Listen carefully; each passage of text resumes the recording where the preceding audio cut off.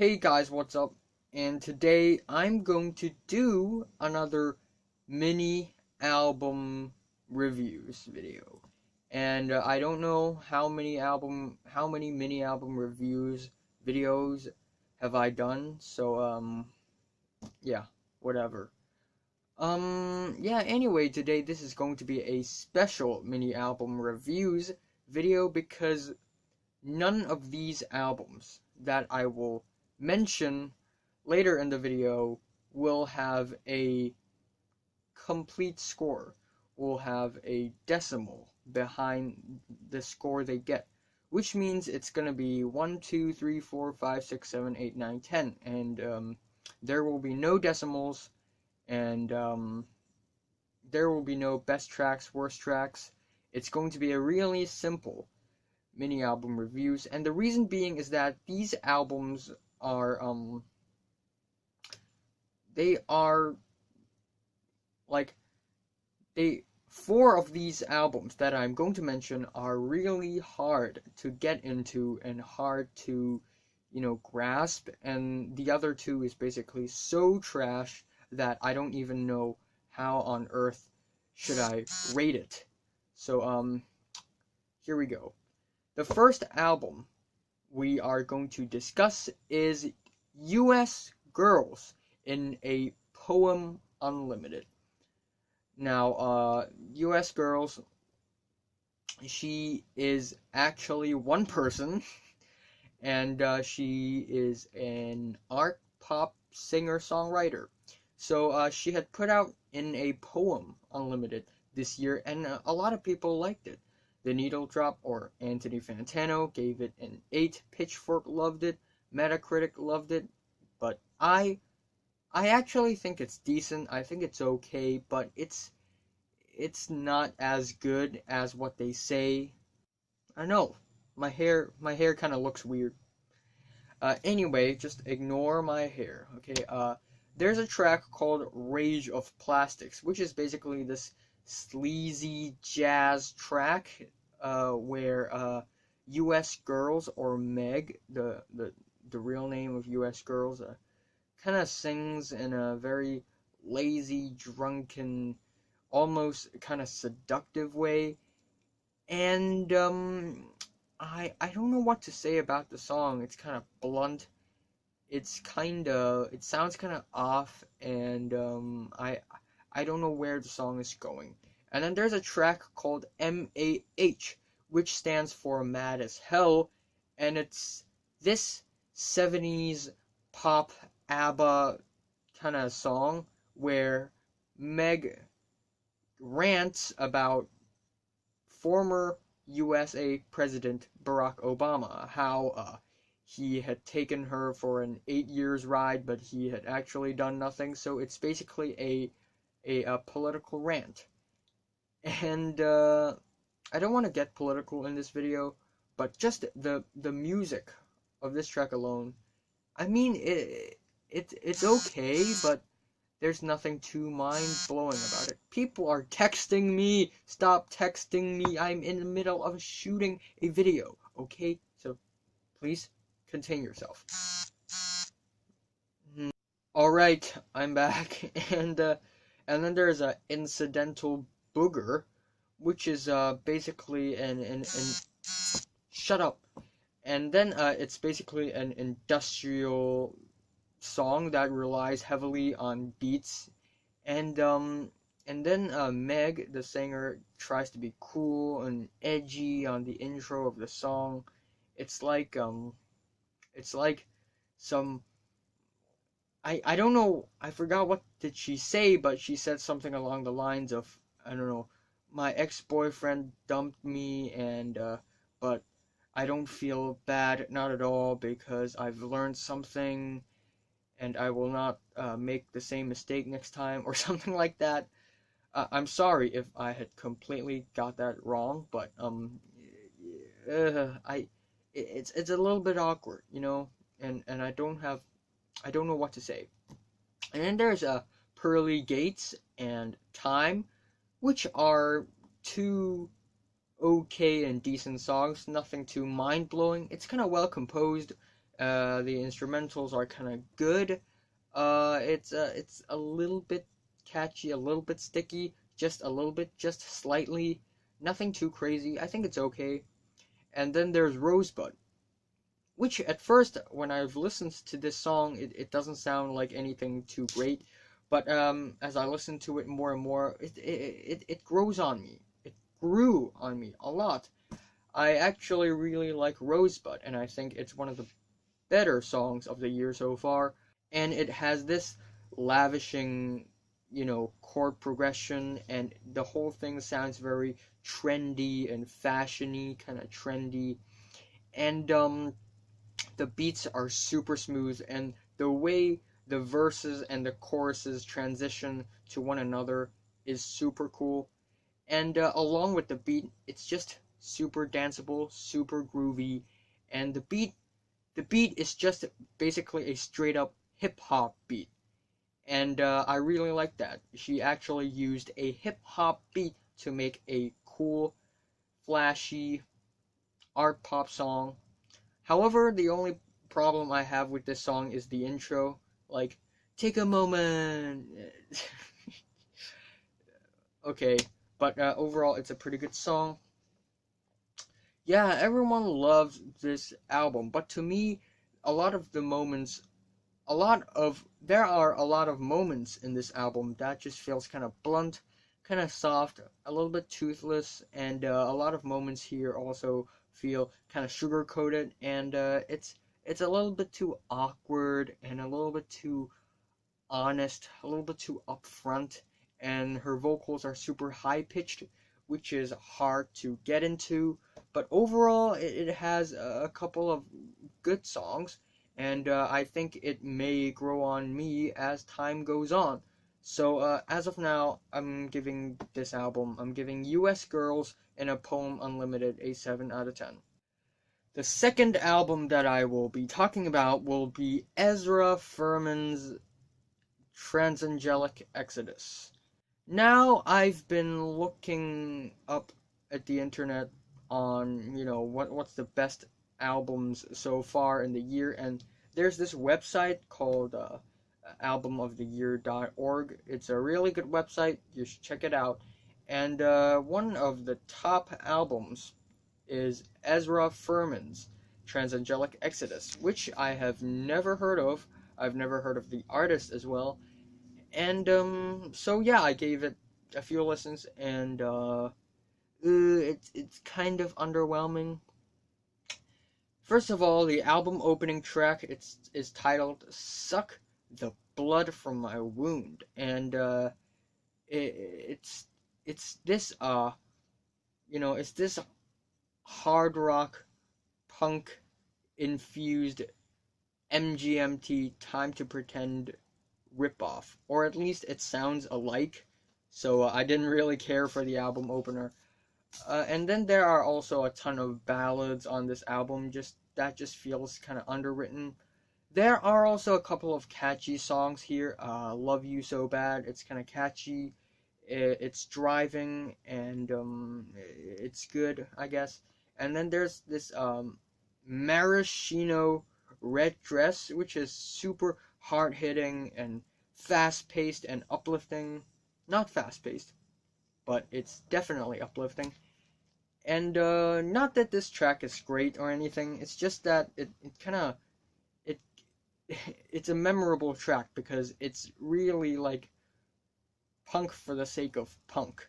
Now this is a punk rock album, and the singer, the artist Ezra Furman, tries so hard to bring back this 80s punk vibe and mix it with some art pop sound, but it kind of failed. And Ezra Furman also tried really, really hard to sound dirty and edgy, and have this "yeah, so what, don't judge me" kind of attitude. And not that it's a bad attitude, and not that it's a bad style, but the way it is executed and played out in this album just feels underwhelming and awkward. And yeah, there are also a lot of toothless songs here that doesn't stand out at all.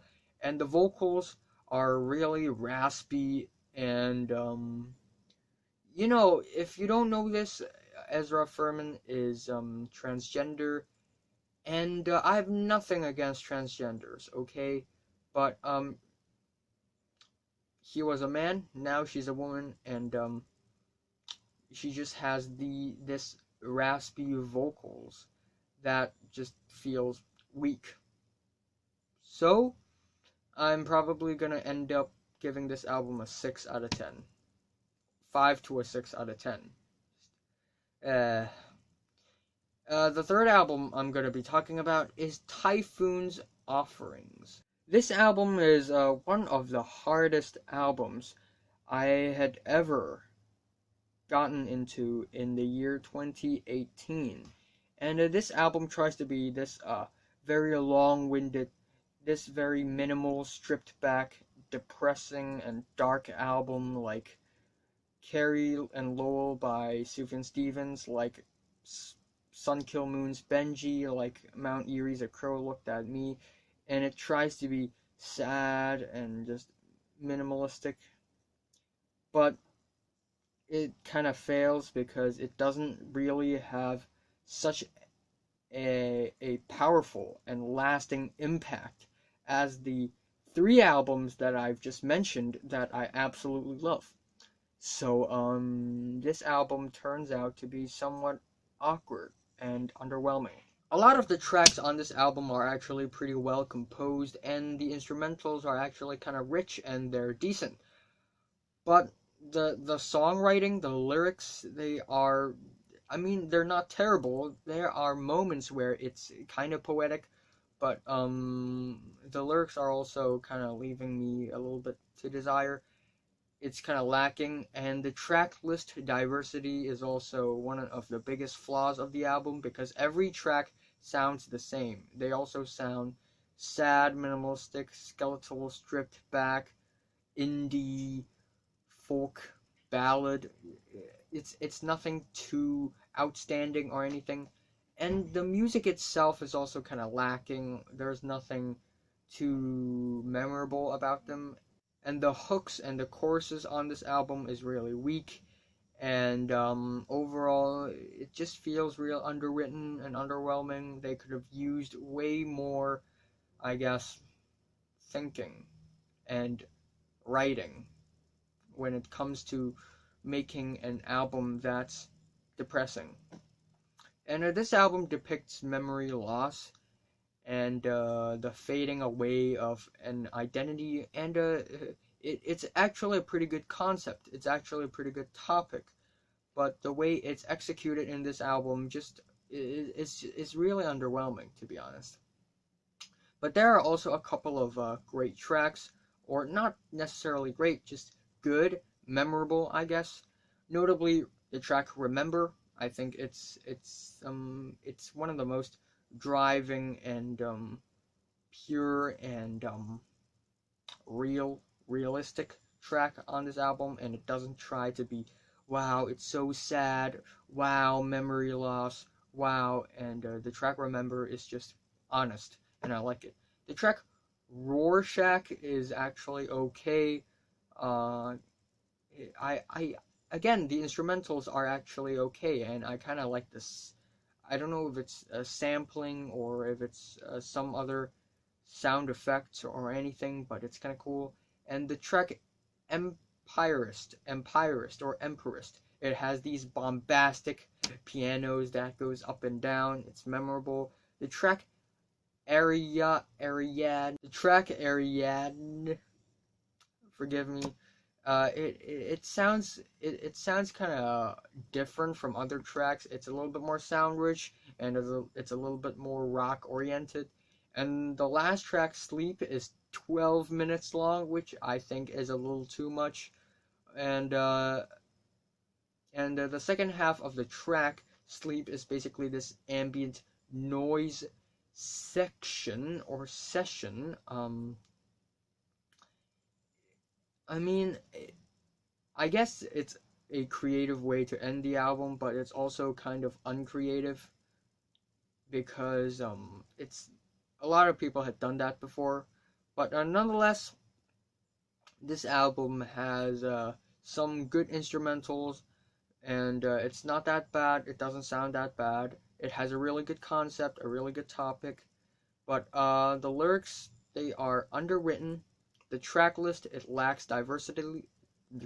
It lacks diversity. A lot of the songs sound similar. The hooks and the choruses are super weak and forgettable, and a lot of the tracks are underwhelming and bland and redundant. So, a 6 out of 10. The fourth album I'm going to be talking about is Fuck Why. Basketball player LonZo Ball with his rap album Born to Ball. Why, dude? Why can't you just stick to playing basketball? Apparently he had injured his leg or something like that, and he decided to temporarily be a rapper. And wow, this album, it's garbage. Like, the mixing is trash. The beats are super cliche and unimaginative, and the delivery of the track is super goofy. There's nothing on this album that stands out. Like, every track sounds like your average YouTube royalty-free trap rap.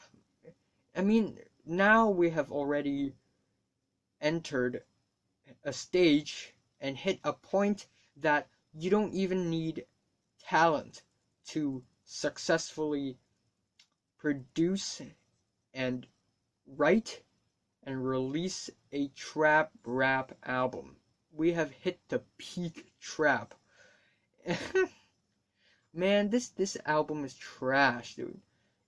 I mean, it if you're rich and you're famous, it doesn't mean that you can make a good rap album or good album generally. So man, I don't know what to give. A 3? A 2? Probably a 2. And then we have Tyga's Kyoto. Like, first of all, let's just admire the album cover. I don't know if I can show it on YouTube. I may get demonetized. If I get demonetized, then I'll take it down or something. Look at the album cover. Like, what the fuck, dude? Like, what the fuck? Oh, and this album, the music is even worse. It's basically an hour of non-stop auto-tune, like super heavy, dense auto-tune, trap infused R&B. What can be more infuriating and irritating than that?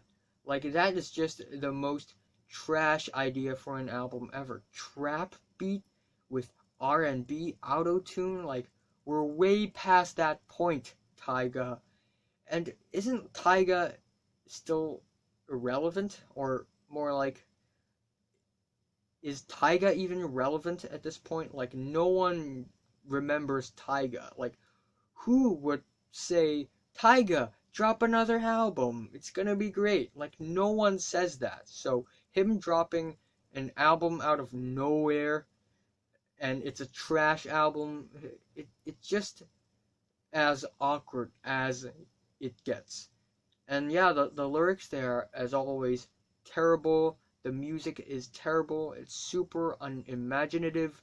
It's full of cliche moments, and the beats are cheap, and the melodies are all moronic and super terribly composed. And his last album is already trash. This album, it's still trash. So with all due respect, this album, it's not good. Probably a 3 to a 2 out of 10. Anyway, the last album I'm going to be talking about is a super weird album. And it is Tacoma, Washington Weekday Club's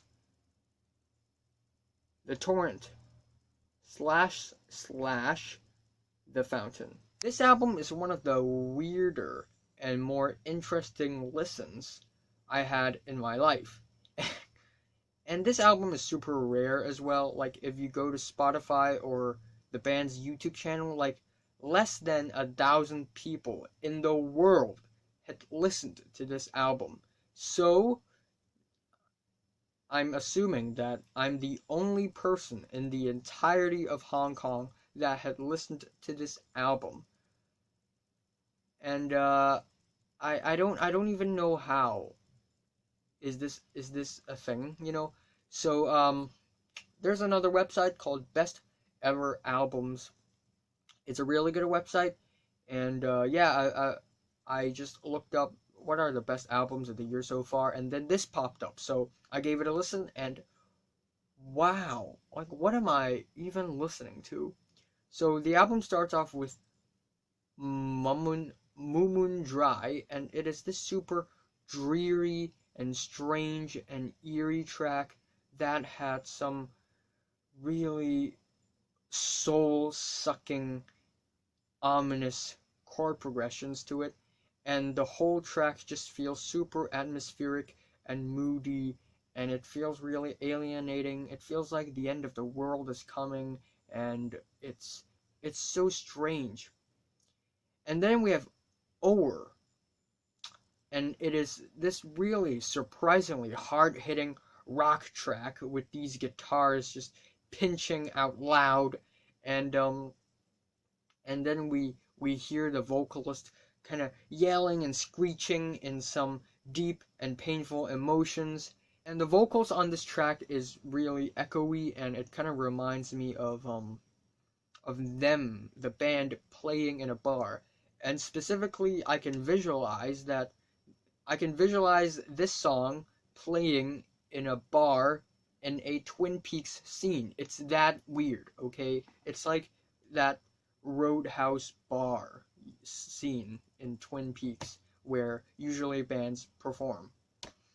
And then we have Dodecagon, and this is this dreary, dreamy, drifty, drunken song that is super foggy and blurry. And yeah, it's super dreary. The guitars kind of swift around, and the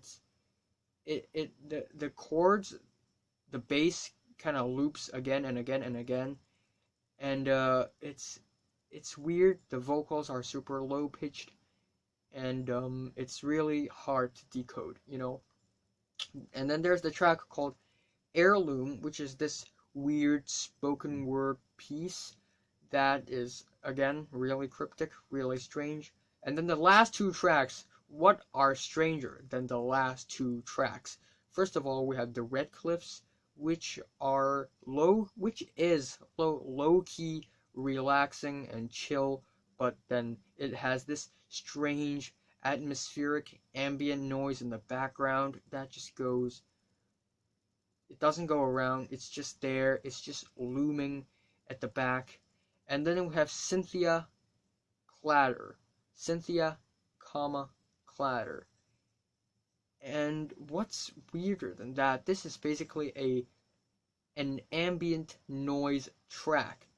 And it is basically a person, I don't know what's happening, but a person alone switching channels on a radio. At least that's what I speculate. And as the person switches from channel to channel on the radio, we hear all these different noises, like these songs, this talk show, this event. Like, it's not really a radio because it's a series of many different sounds sampled, and then we have this static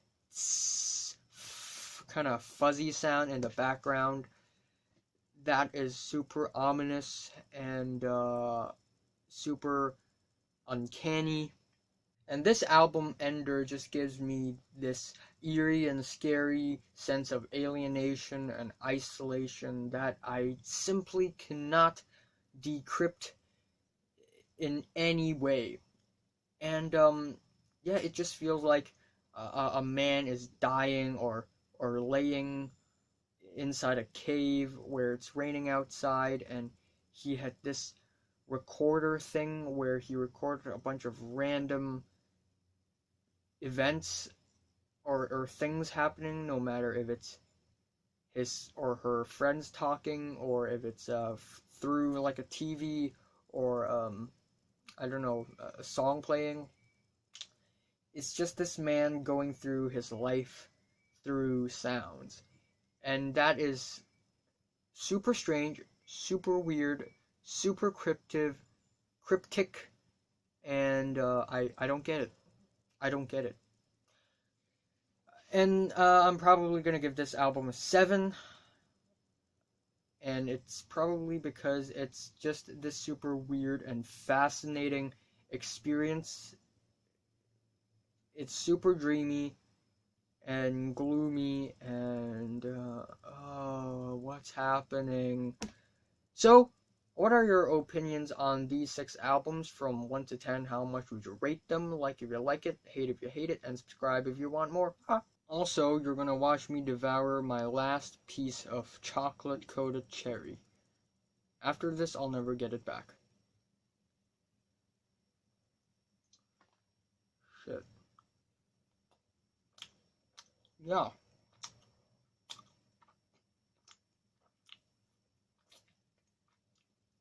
Really nice.